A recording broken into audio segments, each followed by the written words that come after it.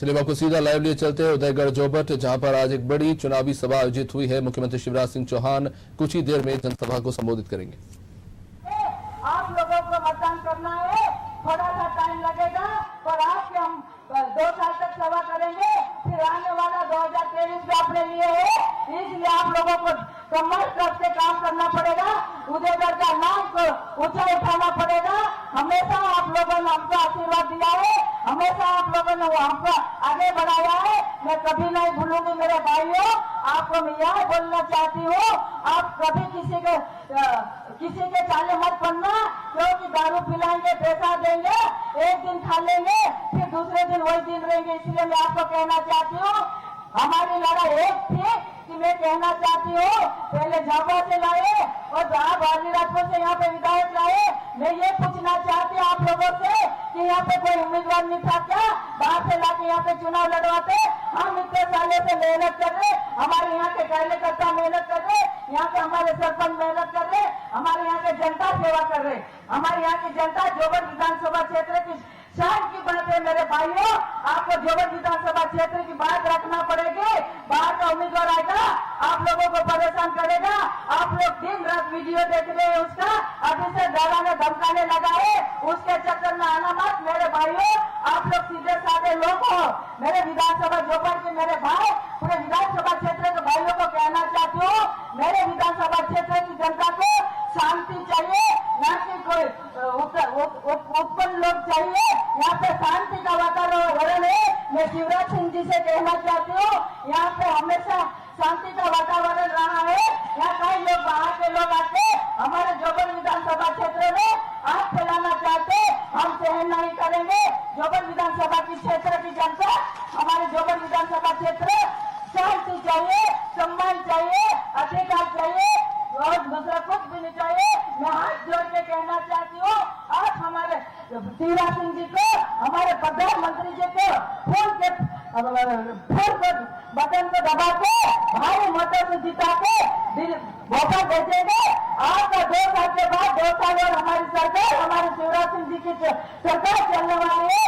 2 साल में जो भी काम होंगे आप लोगों के लिए हम काम करेंगे। छोटे बड़े जो भी काम होंगे हमारे मुख्यमंत्री जी करेंगे, हमारे मंत्री जी, हमारे गोविंद सिंह जी भी आए हुए। आपका हमेशा यहाँ पे हमारे प्रभारी रहे, उन्होंने बहुत मेहनत करी है, हमारी जनता के आगे गए, उन्होंने हाथ जोड़ जोड़ के बोला है कि ज्यादा से ज्यादा भीड़ होना चाहिए। हम हमारे गोविंद सिंह जी को बहुत बहुत बधाई देना चाहते हो, धन्यवाद देना चाहते हो। आप लोग सब आए, सब वेगा जाम अपने फूल ने बटन दबा के फूल ने पेटी भर दे, लेकिन मुझे में नाम डूबने नहीं चाहिए। यहाँ पे दिन दारे गाली गलत करने वाले लोग हैं, यहाँ पे डराते हमारे लोगों को।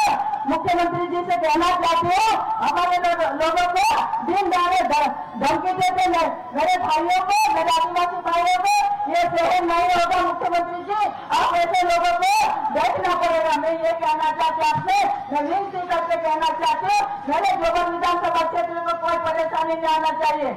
भाइयों, मैं आपसे ये विनती करती हूँ, आप 30 तारीख के दिन जाके सुबह जाके भारतीय जनता पार्टी की पेटी भर देना।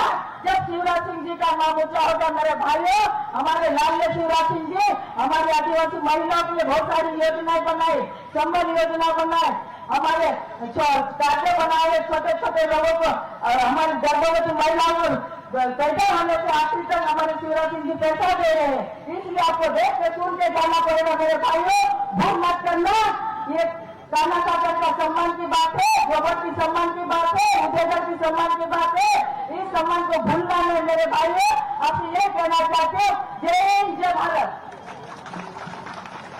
बहुत बहुत धन्यवाद बहन सुलोचना जी। माननीय मुख्यमंत्री जी को हम सब लोग सुनना चाहते हैं। उसके पूर्व जोबट नगर पंचायत के कुछ पार्षद और वहां के वरिष्ठ नेता जो हमारी भाजपा की जनकल्याणकारी नीतियों, आदरणीय शिवराज सिंह जी के कार्यक्रमों से प्रभावित होकर भाजपा ज्वाइन कर रहे हैं, मैं माननीय भाई साहब से निवेदन करूंगा, कृपया वे उनका स्वागत करें। श्री फारूक खत्री पार्षद कांग्रेस से भारतीय जनता पार्टी में शामिल हो रहे हैं, जोबट नगर पंचायत के पार्षद हैं। श्री विक्की बामनिया आप भी पार्षद हैं, कांग्रेस से भाजपा में शामिल हो रहे हैं। बहन नीलोफर आप भी पार्षद हैं, बड़ी नेता है जोबट नगर पंचायत की, आदरणीय अकरम बबलू खत्री। मैं इन चारों का स्वागत करता हूं, अभिनंदन करता हूं। भारतीय जनता पार्टी परिवार में आपका स्वागत है, बहुत बहुत धन्यवाद। आज हमारी इस सभा में बड़ा इटारा के सरपंच माधु भाई, नेकल कुआ के सरपंच श्री विक्रम भाई, मोटी उमर के सरपंच श्री गणपत भाई, कानू वार्ड के सरपंच आदरणीय निष्ठा भाई, टोपिया जिरण के सरपंच श्री अमन सिंह जी और टेमाजी के सरपंच श्री जगत जी, इन सब लोगों ने भी जो परिश्रम किया है और सारे लोगों को लेकर आया है, उनका भी मैं धन्यवाद ज्ञापित करता हूं। अब मैं प्रदेश के मुख्यमंत्री जिन्होंने हमारे जिले में जो हमारे खातों में साल भर में 10,000 रुपए डलते हैं, ऐसे 1,17,000 किसान इस जिले में, उनमें से करोड़ों हजार किसानों के खाते में हर साल 10,000 रुपए डालने वाले हमारे माननीय मुख्यमंत्री जी 32,000 से ज्यादा आवास का निर्माण हमारे जिले में करने वाले आदरणीय मुख्यमंत्री जी, और आवास प्लस में अब 40,000 से अधिक और मकान इसी साल बनाने वाले आदरणीय मुख्यमंत्री जी का मैं स्वागत करता हूं।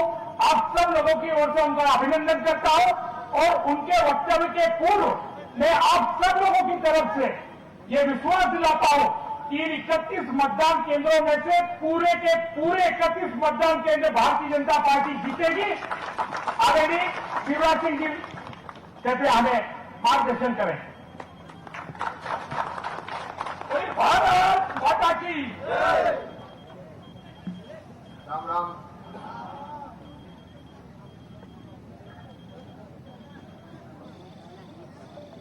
बोले शीतला माता की, समाई वाले बाबा देव की, उदयगढ़ और आसपास की जनता की। मेरे साथ इस मंच पर विराजमान मध्य प्रदेश सरकार के राजस्व और परिवहन मंत्री भाई गोविंद सिंह राजपूत जी, हमारी लोकप्रिय उम्मीदवार बहन श्रीमती सुलोचना रावत जी, हमारे वरिष्ठ नेता जो आगे भी सम्मान के साथ आपकी सेवा करेंगे, आदरणीय माधव सिंह रावत जी,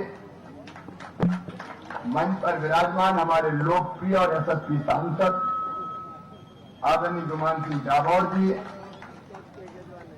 आदरणीय रमेश पेंदोला जी, भाई लक्ष्मण नायक जी हमारे झाबुआ के अध्यक्ष, पूर्व मंत्री हमारी वरिष्ठ नेता निरंजना जी भी चली गई, मुकाम सिंह जी, आदरणीय यशपाल सिंह सिसोदिया जी, हमारे मंदसौर के विधायक, युवा नेता हमारे विशाल रावत जी, भाई जयदीप पटेल जी, मंडल के अध्यक्ष राजू मुगल जी, शांतिलाल बिलवाल जी, भानु भूरिया जी, राजेंद्र सिंह बघेल जी, कारू सिंह ठाकुर जी, मंच पर विराजमान बाकी सभी साथी नेता पदाधिकारीगण और उदयगढ़ में उपस्थित मेरी बहनों, मेरे भाइयों और मेरे भांजे भांजियों, मामा का दोनों हाथ जोड़ के आप सबको राम राम, आप सबको प्रणाम। आज कुछ गंभीर आपसे बातचीत और चर्चा करना चाहता हूं। ये कुल 2 साल का उपचुनाव है। एक बात जरा दिल से आप सोचो, अपने पूरे आदिवासी अंचल में जितने विकास के काम हुए हैं,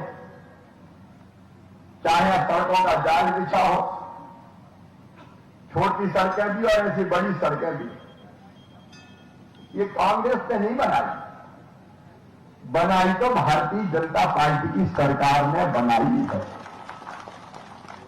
अभी बहन जी मुझे कह रही थी सड़कों की एक सूची देके ये सड़कें पूरी कर देना। अब बहन जी आप भारतीय जनता पार्टी में आई हो इसलिए कि कांग्रेस ने काम भी नहीं किया और सम्मान भी नहीं किया। वो कहे थी बड़ी जवारी से पनेरी, छोटी जवारी से छाठी, छारवी, भांडा खापर से अखौली, खेरा फलिया से चूही और खेरा फाटक से तालाब पलिया तक और जम्मू खेरा से पटलिया फलिया तक और खुशाल वायरी से धमंदा तक, गोरझाड़ से बड़ा इटारा तक। अब वो मुझे बार बार कही थी मामा जी ये सड़क बनवा देना। मेरी बहन भारतीय जनता पार्टी में आ गई हो तो 2-2, 3-3 किलोमीटर की सड़कें, हमने तो सैकड़ों किलोमीटर की सड़कें बनवा दी। आज घोषणा नहीं हो सकती लेकिन सड़क नहीं बनाएंगे तो क्या लिए मुख्यमंत्री बने। ये छोटी सड़कें भी बनेगी, बड़ी सड़कें भी बनेगी। देखो अलीराजपुर जिले में आप सोच के दिल से देखो, कोई कहता था कि हमारी ऊंची नीची जमीन पर नर्मदा जी का पानी आएगा, कोई सोच सकता था क्या? वो बात कर रहे हैं पर कोई सोच सकता था क्या? हमने तय किया कि नहर में तो नहीं आएगा पानी, लेकिन नर्मदा मैया को प्रार्थना करेंगे, पाइपलाइन में मोटरें चला चला के पानी उठाएंगे बांध से और यहाँ फालियों में सिंचाई का पानी खेतों खेतों में पहुंचाएंगे और उसका काम चल रहा है। एक तरफ 50 साल की कांग्रेस के राज देख लो, पानी कभी कांग्रेस ने नहीं दिया। कांग्रेस में पानी नहीं बचा तो जनता को पानी कहां से देगी कोई बताओ। दिल्ली से लेकर भोपाल तक हालत खराब है। ज्यादा नेता कांग्रेस में बचेंगे। कांग्रेस में तो दिल्ली में राहुल गांधी और मध्य प्रदेश में कमलनाथ। कांग्रेस के अध्यक्ष कौन? बोले कमलनाथ। मुख्यमंत्री कौन बनेगा? बोले कमलनाथ। नेता प्रतिपक्ष कौन बनेगा? बोले कमलनाथ। और स्टार प्रचारक कौन है? बोले कमलनाथ। युवाओं के नेता कौन है? बोले नकुलनाथ। और बाकी कांग्रेस हो गई है ना, और जो सुलोचना बहन आ गई भारतीय जनता पार्टी के साथ। क्या करा कांग्रेस को कोई बता ना। दिल्ली में सरकार, और जब सरकार की सब क्या करे कोई बता दे। अरे कपिल धारा के कुएं अगर खेत खेत में कोई न बनवाए तो मामा शिवराज सिंह चौहान ने बनवाए, भारतीय जनता पार्टी की सरकार ने बनवाए। बनवाए कांग्रेस से कपिल धारा के। हमने कपिल धारा के कुएं बनवाए, नर्मदा जी का पानी डाले। और बहन सुलोचना कह रही थी, मेरी बहनों जो आप बैठी हैं, आपसे कहना चाहता हूं, पहले तो बात होती थी हैंडपंप लगवा दो, हैंडपंप लगवा दो। अरे मेरी बहनों, हैंडपंप का पानी नहीं, अब तो तुम्हारे गांव में पाइपलाइन बिछा के हर घर में टोटी वाला नल लगा के पीने का पानी देंगे। टोटी खोलोगी तो घर घर पानी आएगा और घर ही बर्तन भर जाएंगे। मेरी बेटियों, अब पानी लेने हैंडपंप पे नहीं जाना पड़ेगा। ये नल वाला पानी भी कमलनाथ तुमने नहीं पिलाया रे, मामा शिवराज और भारतीय जनता पार्टी की सरकार ने पिलाया है। ईमानदारी से सोचो जरा। उदयगढ़ में तो हमेशा कांग्रेस को ज्यादा वोट मिलते रहे। क्या किया कांग्रेस से आप सोचो। देखो जितने पट्टे न वन भूमि पर कब्जा, और जिन्हें कब्जा किया उनको पट्टा अगर दिए तो भारतीय जनता पार्टी की सरकार ने दिए। और सुन लो मेरे आदिवासी भाइयों, 2006 तक वन भूमि पर जिनके कब्जे हैं और पट्टा नहीं मिला, चिंता मत करना, उसको पट्टा बनवा के मैं दूंगा। कोई बिना पट्टे के नहीं रहेगा। ये जमीन हमारी, ये जंगल हमारे, ये धरती हमारी, और हमारी ढंग से खेती न कर पाए, ये नहीं होने दिया जाएगा। कांग्रेस को तो सब योजना बच्चे पट्टा भी उन्हें नहीं दिए।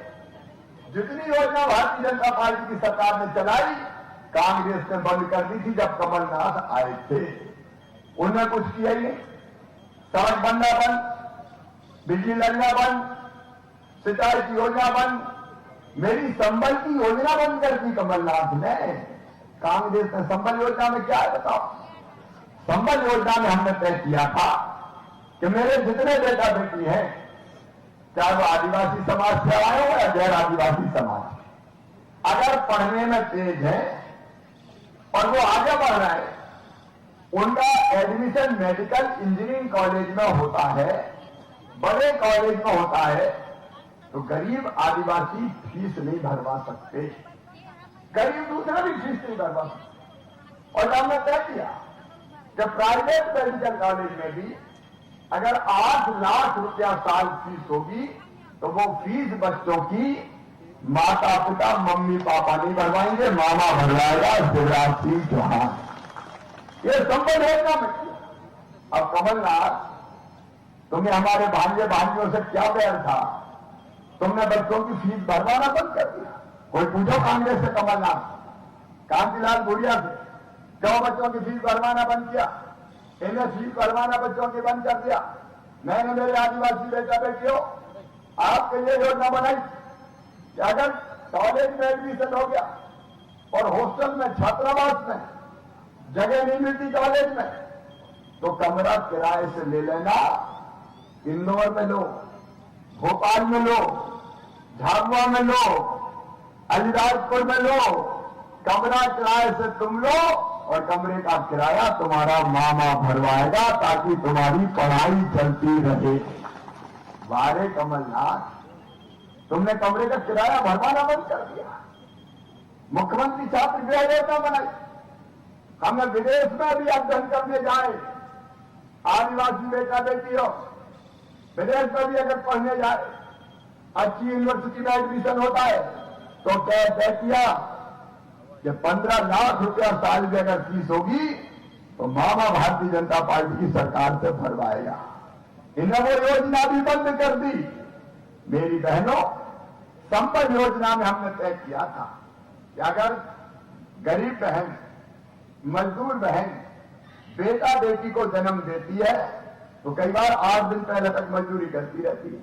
हमने तय किया कि जन्म देने के पहले 4000 रुपया देंगे बहन को ताकि वो घर पर रह के आराम कर सके, और जन्म देने के बाद 12000 रुपया फिर उसके खाते में डालेंगे ताकि वो लड्डू भी खा ले और घर पर आराम से रह भी पाए।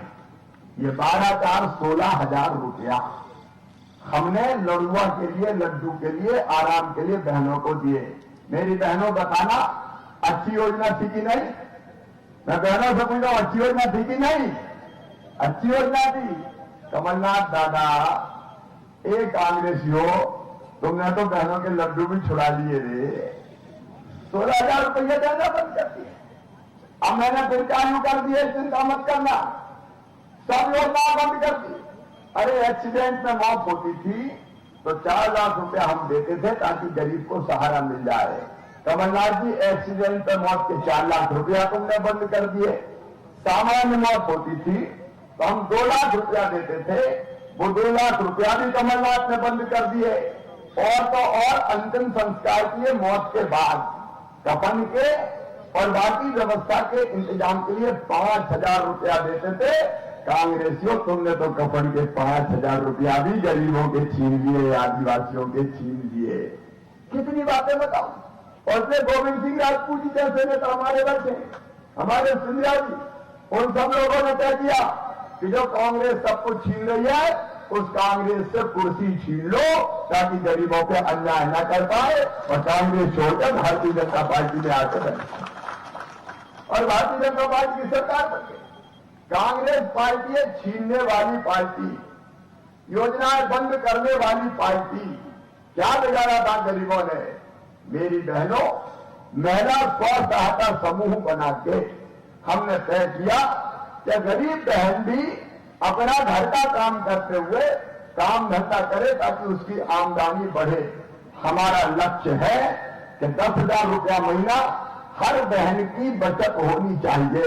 और इसलिए स्कूल में जो ड्रेस बनती है बच्चों की, वो सिलने का काम कौन करेंगे? महिला स्व सहायता समूह, ताकि पैसा बहनों के पास आए, उनके खाते में जाए। और एक बड़ा काम, जो बच्चों के लिए आंगनबाड़ी में तैयार पोषण आहार बनेगा, वह कोई बड़े ठेकेदार नहीं बनाएगा, वो महिला स्व सहायता समूह की बहनें बनाएंगी, ताकि बहनों को पैसा और मिल जाए। 800 करोड़ रुपया का खर्चा बनता है, ये बड़े ठेकेदारों के कब्जे में जाता था, ये बड़े ठेकेदार नहीं, अब मेरी बहन और बेटियां बनाएंगी, ताकि बचत का पैसा उनके खाते में जाए। कमलनाथ सरकार ने जो योजना बंद करी थी, चिंता मत करना मेरे बहनों और भाइयों, मैंने फिर चालू कर दी। अपने मोदी जी भाषण योजना का पैसा भेजते थे, आवास योजना का, आवास योजना के पैसे में जो पैसा मोदी जी भेजते थे, उसमें राज्य सरकार को मिलाना पड़ता था। भाषण जो आता है 60%, उसमें 40% प्रदेश की सरकार को देना पड़ता है। पूछना कांग्रेसियों से, इनमें जो मकान आ रहे थे मोदी जी भेज रहे थे, उसमें राज्य के पैसे नहीं मिलाए, और हमें मकान नहीं चाहिए। मेरे आदिवासी बहनों और भाइयों, ये कमलनाथ और कांग्रेस ने तुम्हारे पक्के मकान छीनने का पाप और अपराध किया है, उस योजना का लाभ नहीं पाता दिया। कहा के लिए कांग्रेस और देखो बैंक थोड़ा रावत ने तय किया, विशाल ने तय किया कि नहीं रहना उस पार्टी में जो गरीबों का हक और हित छीन रही है और जो गरीबों को बेइज्जत कर रही है। आज मैं आपसे फिर निवेदन करने आया हूं, हमारी सरकार बनी तो हमने सारे काम फिर से चालू कर दिए, और सुनना आगे जो काम करने वाले कई मेरे भाई बहन ऐसे हैं, हमारे नेताओं ने बताया, कार्यकर्ताओं ने बताया, गांव में जाते हैं तो पीएम आवास का मकान नहीं है, आवास का मकान नहीं है। अरे कई तो ऐसे हैं कि जिनके पास रहने की जगह नहीं है। एक परिवार में पिता के, माता पिता के 4 बेटा बेटी हो गए, 4 बहुएं आ गई, उनके बेटा बेटी हो गए, जगह रहने की कम पड़ गई। हमने योजना बना दी मुख्यमंत्री भू अधिकार योजना। और सुनना मेरे बहनों भाइयों, खेती की जमीन के पट्टे अलग देंगे, लेकिन रहने की जमीन की एक घर में अगर एक से ज्यादा परिवार रह रहे हैं और रहने की जगह नहीं है, तो एक परिवार का मतलब माता पिता और बच्चे, अगर ऐसे 4 परिवार एक घर में रह रहे हैं तो चिंता मत करना, उनको भी जमीन का पट्टा देके नई जमीन दी जाएगी, जहां वो अपना मकान बनाएंगे। अच्छा बताना, जब भगवान ने पैदा किया इस धरती पे, तो हमारे पास इतनी जमीन तो होनी चाहिए कि हम मकान बना के अपने घर में रह सकते हैं। होने चाहिए कि नहीं होनी चाहिए? बोल के बताओ, होना चाहिए कि नहीं? होना चाहिए। और तय कर दिया मुख्यमंत्री भू अधिकार योजना, हर एक के पास जमीन का पट्टा होगा, और उस जमीन का पट्टा जो मिलेगा उससे जिनके पक्के मकान नहीं बने उनके पक्के मकान बनना चाहिए कि